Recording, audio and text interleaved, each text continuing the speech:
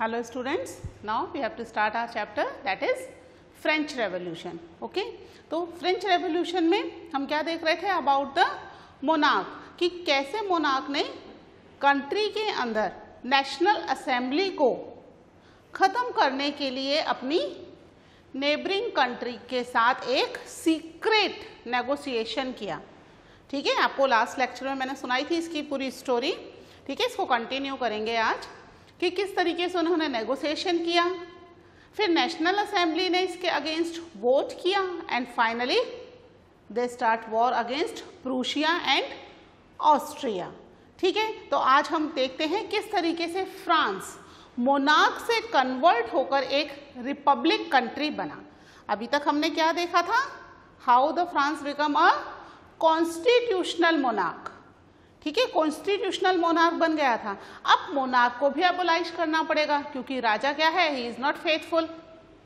उसको जितनी पावर्स मिली उससे वो खुश नहीं है और वो क्या चाह रहा है, कंट्री में चेंजेस करना चाह रहा है, नेशनल असेंबली को खत्म करना चाह रहा है. अब दूसरे राजा उसका क्यों साथ दे रहे हैं, क्योंकि उन्हें डर है कि जैसा फ्रांस में हुआ वैसा ही कहीं हमारे यहाँ पर ना हो जाए, है ना. फ्रांस को देख करके हमारे यहाँ के लोग भी राजा के अगेंस्ट रिवोल्ट करना शुरू ना कर दें. इसलिए अगर फ्रांस में ही इस चीज़ को ख़त्म कर दिया जाए, नेशनल असेंबली को वहीं ख़त्म कर दिया जाए, तो दूसरी कंट्री के लोग इसके बारे में सोचेंगे ही नहीं. उन्हें लगेगा कि ये रेवोल्यूशन तो फेल हो गया.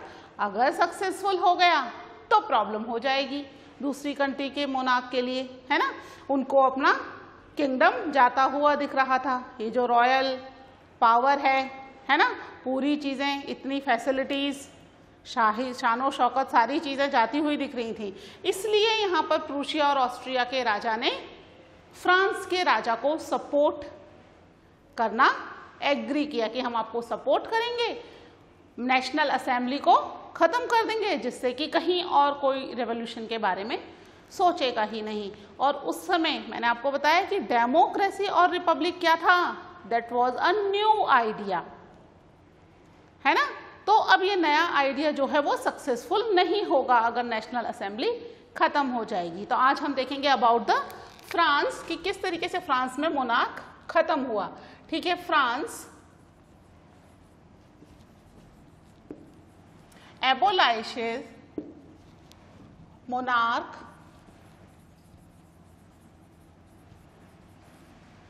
and becomes a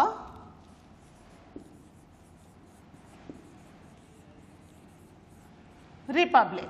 ठीक है, मोनार्क जो है एबोलाइश हो गया. एबोलाइश यानी खत्म कर देना उसको. ठीक है, तो उसको ख़त्म कर दिया गया और फ्रांस क्या हो गया, एक रिपब्लिक बन गया. ठीक है, कैसे बना वो स्टोरी कल बता दिया. उसके कुछ मेन पॉइंट्स मैं आपको लिखवा देती हूँ. ठीक है, देखिए यहाँ पर लुईस 16 है ना. लुईस 16 ने क्या किया, Louis 16 had entered into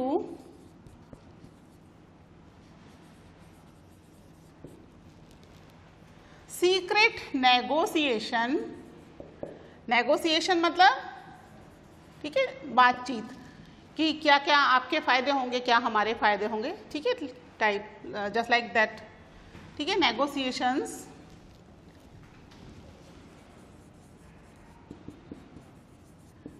with the king of Prussia. ठीक है, प्रूशिया मैंने बताया आपको कहाँ पर है. प्रूशिया एक कंट्री जर्मनी के अंदर है ना, अभी जर्मनी का ही पार्ट है वो. ठीक है, Prussia and made plans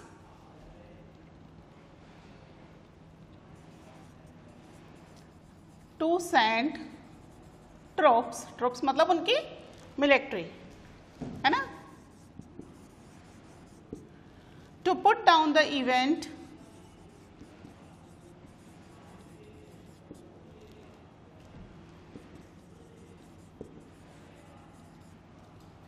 that had been taking place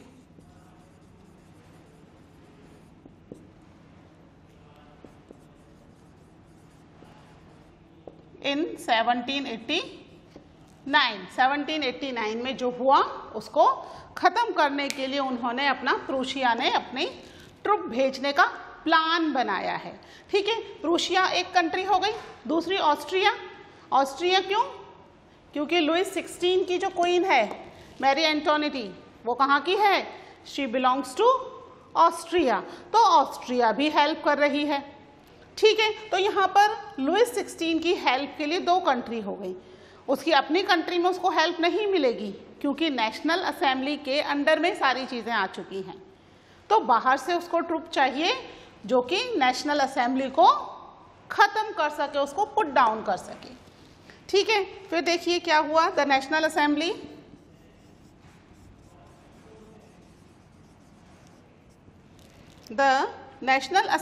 voted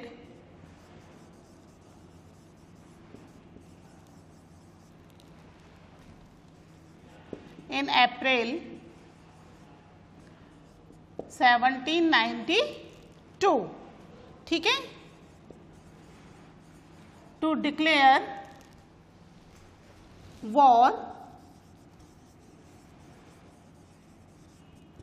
against कौन कौन सी कंट्री आ गई थी? Prussia and Austria. ठीक है, वोटेड क्यों? क्योंकि यहाँ पर क्या है, एक डेमोक्रेटिक ऑर्गेनाइजेशन है ना, अपनी इच्छा से सारा डिसीजन नहीं लेगी, उसे क्या करना पड़ेगा? सबसे पूछना पड़ेगा। बेशक यहाँ पर केवल वेल्दी पीपल ही हैं जो वोट कर रहे हैं, बट एटलीस्ट उसने लोगों से पूछा, जो भी उसके मेंबर्स थे नेशनल असेंबली के। वोटेड हुआ अप्रैल 1792 में, और फाइनली क्या डिसाइड किया उन्होंने? That they had a war against the Prussia and Austria. ठीक है, तो अब वॉर की तैयारियां शुरू हो गई। ठीक है, और ऐसे में among the patriotic song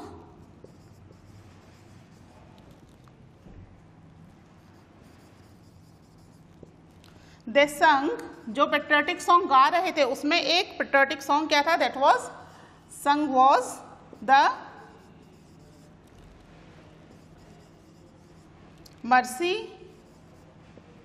merciless. ठीक है, और ये मैंने आपको क्या बताया, ये किसका भी नाम है? फ्रांस के अंदर एक जगह का नाम है। ठीक है, मर्सीलेस किसने कंपोज किया? ये composed by the poet, song है ना, पोएट ही कंपोज करेंगे, रॉगेट डी इसले। ठीक है, और अभी क्या है? Now it is the national anthem. अभी presently it is the national anthem of France.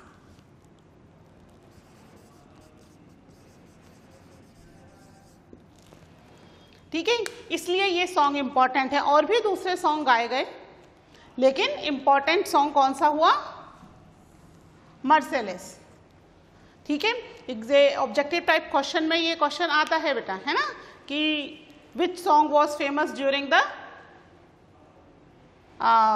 Revolution of France. ठीक है, तो दैट वाज द मर्सीलेस, और किसने इसको कंपोज किया? रॉगर्ट डी लिस्ले ने। ठीक है, और क्या है ये भी? Presently it is national anthem of France है। ठीक है, मर्सीलेस एक प्लेस का नाम है। जब वहाँ के सोल्जर्स वॉर में पार्टिसिपेट करने के लिए पेरिस आ रहे थे, at that time they start Singh this song.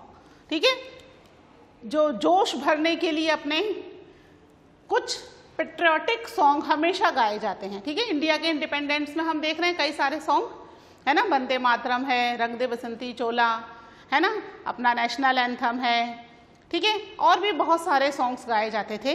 उसी में से एक सॉन्ग जो है वो क्या बन गया, फ्रांस का नेशनल एंथम बना हुआ है। ठीक है, write down this points, then we discuss further. Okay,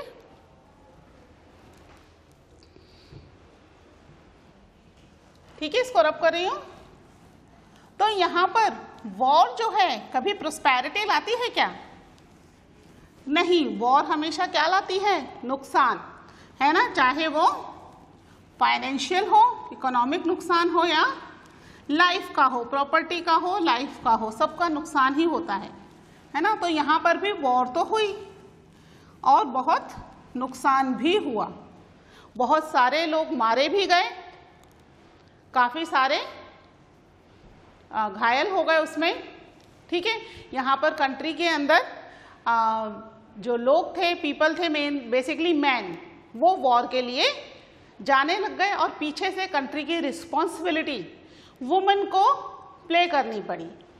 ठीक है, वुमेन के पास एज सच कोई पॉलिटिकल राइट्स या कोई भी राइट्स नहीं थे अभी तक फ्रांस में। जो नेशनल असेंबली ने राइट्स दिए that was given to the man and the citizen, है, not for the whole population of the country. ठीक है, बट क्योंकि अब घर में मैन नहीं है तो अर्निंग की रिस्पॉन्सिबिलिटी भी वुमेन पर आ गई, तो वो घर से बाहर निकली, ठीक है, अर्न करना शुरू किया।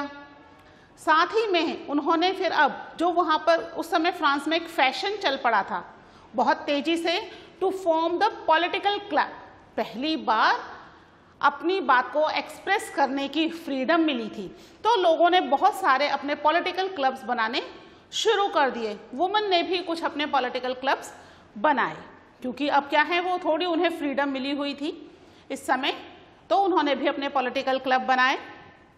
वहीं पर एक पॉलिटिकल क्लब जो था वो फ्रांस में बहुत ज़्यादा फेमस हुआ। क्या नाम बताया था उसका? That was Jacobian club. ठीक है, जैकोबिन क्लब जिसके की फाउंडर थे, लीडर थे मिस्टर रोबेस्पियर मैक्सिमिलियन। ठीक है, he was the leader of that group. अब ये जैकोबिन क्लब क्यों फेमस हुआ? What was the reason behind it? इसके फेमस होने का मेन रीजन था कि इसके अंदर सोसाइटी के हर सेक्शन के लोगों को एंट्री दी गई थी। जो अभी तक पॉलिटिकल क्लब बन रहे थे वो बन रहे थे either for the richer people और द मिडिल क्लास पीपल, है ना। पुअर पीपल के लिए एज सच कोई भी पॉलिटिकल क्लब नहीं थे। First time in the France एक पॉलिटिकल क्लब बना जो कि क्या था, फॉर द ऑल सेक्शन, सभी लोग इसमें अपना रजिस्ट्रेशन करवा सकते थे, इसके मेंबर बन सकते थे, चाहे वो एक लेबरर हो, शू मेकर हो, आर्टिस्ट हो, है ना, पीसेंट हो, कोई भी हो, हर व्यक्ति इसमें अपना रजिस्ट्रेशन करवा के इसका मेंबर बन सकता था। तो पहली बार एक ऐसा क्लब खुला, इसलिए ये क्लब फ्रांस में बहुत ही तेजी से फेमस होने लगा। सेंट जैकोब के नाम पर इसका नाम था जैकोबिन क्लब। ठीक है, ठीक है, तो अब यहाँ पर सबसे ज़्यादा लोग चाह रहे थे कि रेवोल्यूशन कंटिन्यू होना चाहिए, क्योंकि पहली बार रिवोल्ट हुआ है तो ये रिवोल्ट फेल नहीं होना चाहिए। ठीक है, तो large section of the population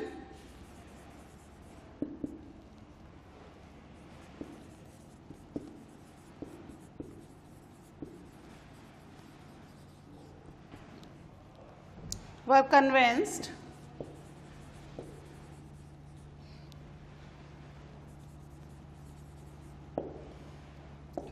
that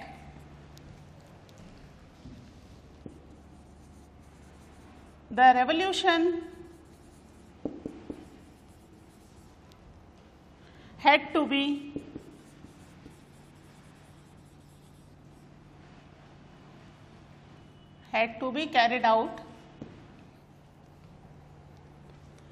carried further as, क्यों होना चाहिए, as the Constitution of 1791। ठीक है, इसी में ही फर्स्ट टाइम कॉन्स्टिट्यूशन बना था ना 1791 में। तो यहाँ पर किसको राइट्स दिए गए थे? गेव पॉलिटिकल राइट्स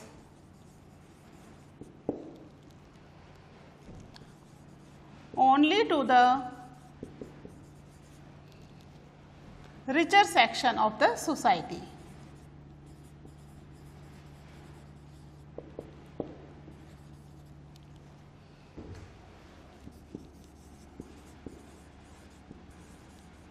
ठीक है, इसलिए रेवोल्यूशन कंटिन्यू होना चाहिए जब तक सबको राइट्स नहीं मिले।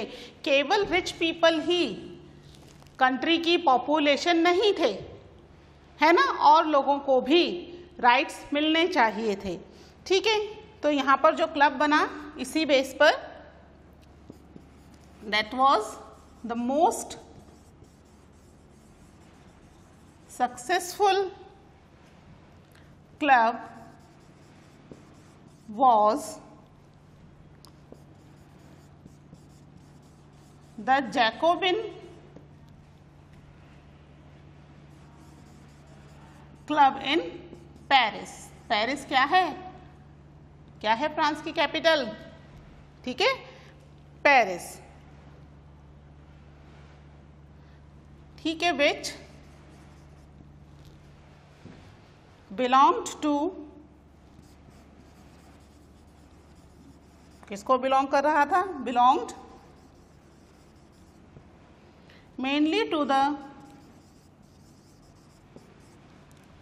Less prosperous section of the society.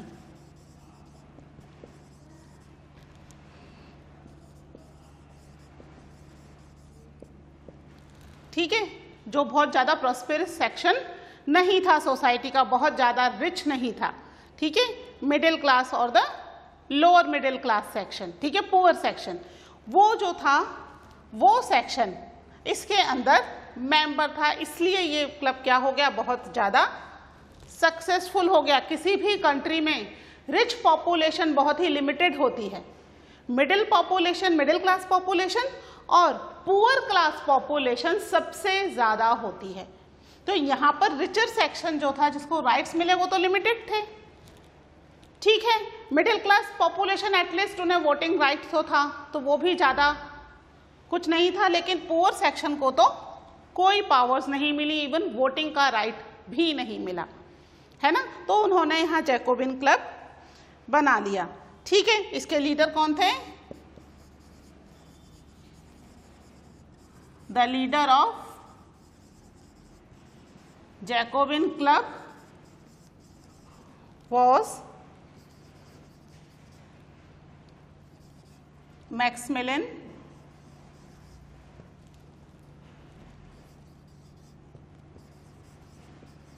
Robespierre।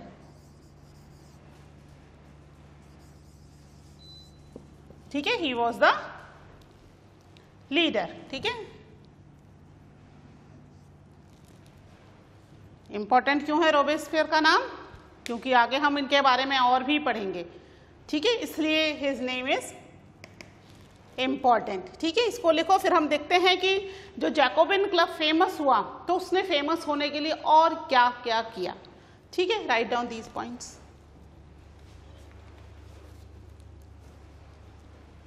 ठीक है, इसको रब कर रही हूँ बच्चे।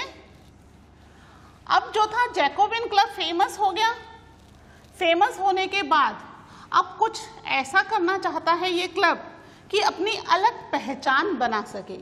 ठीक है, क्योंकि कंट्री में रिचर सेक्शन के क्लब्स थे, तो उनके मेंबर्स में और जैकोबिन क्लब के मेंबर्स में क्या फर्क होगा, वो फर्क अलग से दिखना चाहिए।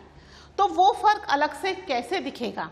आपने देखा होगा पुरानी पिक्चर्स में जो रिचर सेक्शन के लोग दिखाए जाते हैं, वो क्या पहनते हैं? घुटने तक का उनका ट्राउजर होता है और फिर वो बड़े बड़े लंबे बूट पहनते हैं, है ना, नी तक का ट्राउजर होता है, उससे बड़ा पूरा पैंट नहीं पहनते, फुल पैंट नहीं दिखाते।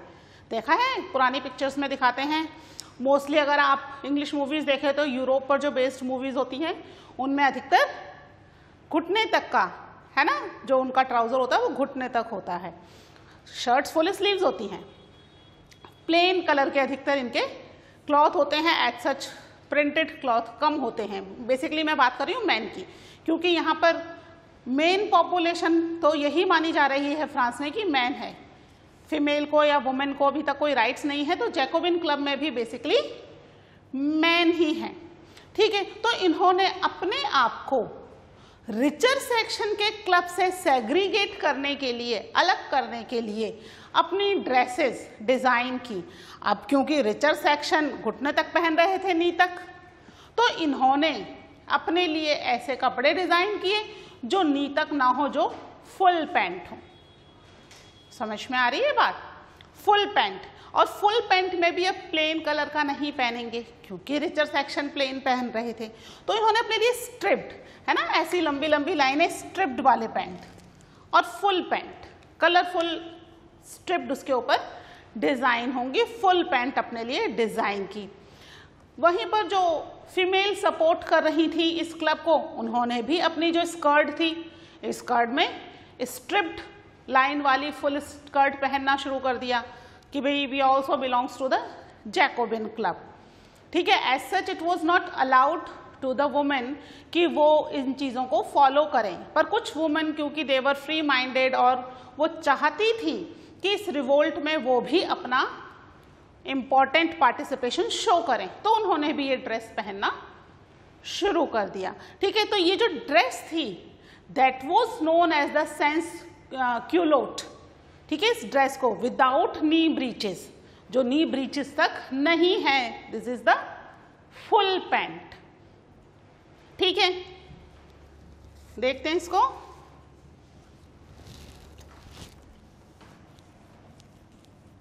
ये बेसिकली इन्होंने कुछ, इससे फर्क नहीं पड़ता, पर इन्होंने अपने आप को रिचर सेक्शन से अलग शो करने के लिए ये किया। ठीक है, क्या किया? These Jacobin came to be known as the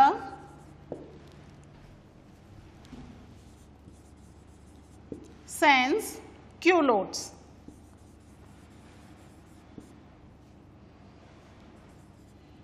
ठीक है, sans culottes, जिसका मीनिंग क्या है? Literally meaning those without knee breeches।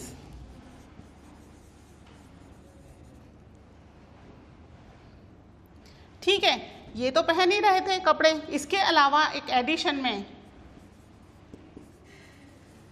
in addition they wore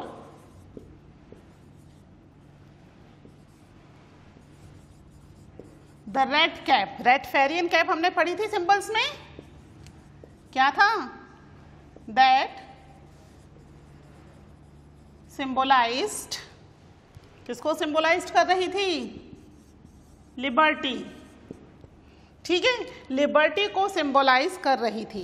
ठीक है, तो यहाँ पर ये ड्रेस तो पहन ही रहे थे, साथ में उन्होंने रेड कैप, है ना, हमने पढ़े थे ना पॉलिटिकल सिंबल्स, उसमें रेड कैप के बारे में पढ़ा था, तो ये रेड कैप भी पहन रहे थे, जो क्या कर रहा था इनको कि they are free from the royal power, royal power के अंडर में नहीं है। और ये ड्रेस अपने आप में ही मतलब था, those without knee breaches, sense का मतलब है विदाउट, ठीक है, क्लूटोस का मतलब है नी ब्रीचेस। ठीक है, विदाउट नी ब्रीचेस, यानी जो लोग हैं वो क्या हैं, वो अब रिचर सेक्शन के जैसा नहीं दिखना चाहते हैं, उन्होंने अपनी एक अलग पहचान बना ली है। ठीक है, इस वॉर में काफ़ी चीज़ें बदल गई, चेंज हुई। अब कंट्री के अंदर भी हमने देखा था सबसिस्टेंस क्राइसिस की प्रॉब्लम चल रही है, और राजा किस में बिजी हो रहा है? वॉर में। तो यहाँ पर भी लोगों को काफ़ी गुस्सा आया कि राजा वॉर में बिजी हो रहा है। वो क्या सोच रहा है, नेशनल असेंबली को हराने के बारे में, अभी भी वो लोगों के बारे में नहीं सोच रहा। तो यहाँ पर जो गुस्से में भरे हुए लोग हैं उन्होंने राजा को ही हॉस्टेज बना लिया। क्या है इसकी डेट, डेट्स आर इंपॉर्टेंट है ना, तो हम डेट्स हमेशा ध्यान रखेंगे। कब किया इन्होंने ये काम, ऑन द मॉर्निंग ऑफ अगस्त 10, और ईयर कौन सा चल रहा है ये वाला, 1792 ईयर चल रहा है ना। पहले 1789 में हो रहे थे इंसिडेंट्स, अब कब हो रहे हैं, 1792 में वॉर हुई with the Prussia and Austria, and 1792 में ही किंग को हॉस्टेज बनाया जा रहा है। हम कह रहे हैं ना एबोलाइश कर देंगे मोनार्की को, कैसे कर रहे हैं, 1792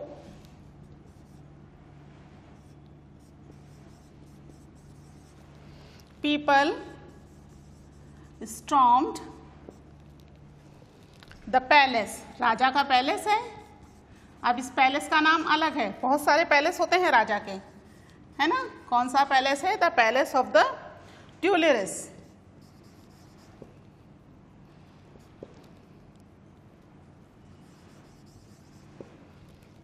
ठीक है, massacre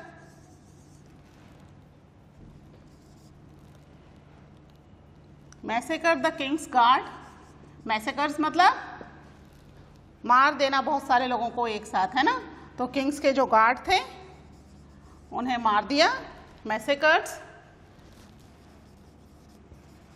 and held the king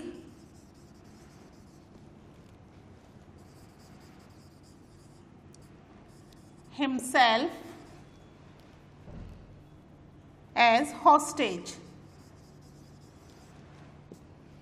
for several hours। ठीक है, कुछ घंटों के लिए राजा ने अपने आप को हॉस्टेज कर लिया, क्योंकि अगर वो बाहर आता तो ये गुस्साए लोग ही शायद उसको मार देते, है ना।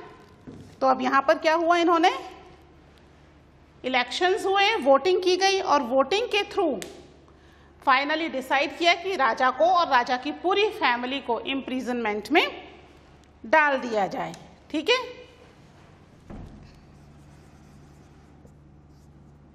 लेटर